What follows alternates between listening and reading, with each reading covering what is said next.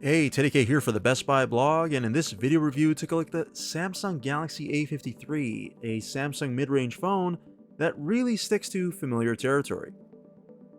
There's a reason why Samsung's best-selling phone, at least for 2021, was not one of the S series, but the A series. The mid-range affordability of the A series is a big factor. I mean, obviously, when you compare them in price, there's a huge difference. Performance-wise, there is also a fairly big difference too, but not as much as you would think. And that's probably stuck to the same mantra with this. For example, the A53, like this is going to be a short review because really what I tested here is the A52, almost like the A52 Plus. This phone is very, very similar to its predecessor, and I would argue even to some degree to the A51 as well. That's not necessarily a bad thing, but we got to put that in context. Like, for example, what do you get that's different in this phone? Well, for one, you're going to get a faster processor. Okay. You're also going to get a 5,000 milliamp battery, so that's 500 milliamps larger than the previous phone. Already a good battery life to go with that. It's even better here. The screen is going to be a little brighter than it was in the A52. I felt that that phone lacked a certain brightness to the screen, especially in really bright sunlight. This one's going to be a little better that way. Not amazing, but definitely better. So other than that though, I mean, the design, the functionality, a lot of the same pieces are in place here, and that includes the camera, which I'm going to get to in a second. This is a very, very incremental upgrade from the A52. If you have the A52, you do not need to upgrade to this. I'm just saying that flat out.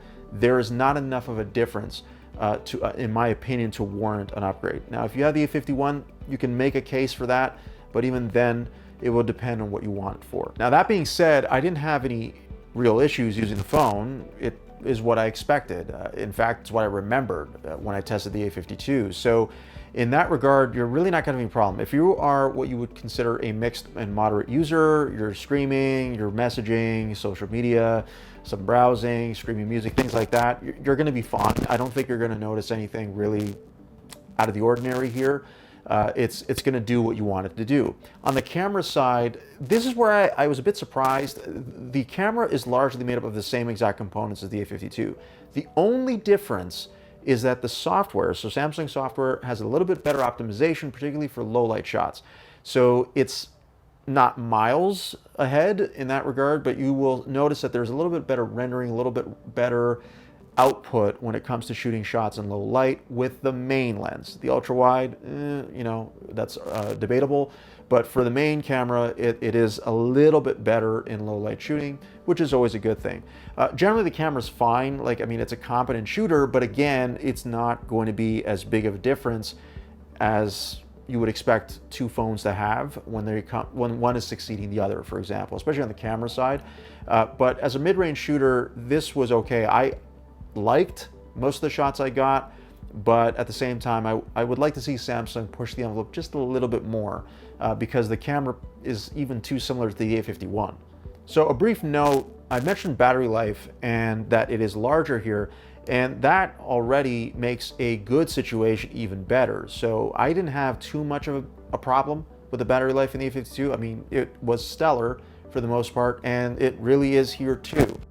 Even if you have the 120 hertz refresh rate on the screen, generally you're going to be fine. You're going to get through a full day with this and really not have a problem. Screen brightness, of course, is going to affect that. So if you're in the sunlight a lot, you know, obviously we have very good weather going on right now. So if you're in the sunlight, you're probably going to have to crank up the brightness quite a bit. That will affect the battery. But by and large, though, you're probably going to last a full day very easily with this device. And that's my review of the Samsung Galaxy A53. For the Best Buy blog, I'm Teddy K. Thanks for watching.